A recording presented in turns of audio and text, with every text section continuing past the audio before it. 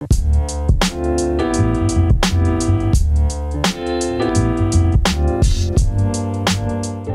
I'm Ian Ramirez. Today we're going to do a Parmesan popcorn foam with a sous vide and then pan roasted squab and some root vegetables. The whole line of the KitchenAid commercial immersion blenders inspired so much possibilities because they have so much power behind them. It makes that smooth and perfect every single time. So for the squab dish, we have the Parmesan popcorn foam that's going to be light and airy. It's going to taste just like movie theater popcorn. And then we're going to finish it with a little bit of black truffle because who doesn't love truffle on their popcorn? Chefs are always kind of worried about splashback when it comes to using hot products, and being able to have the variable speeds and you can step it up really prevents that.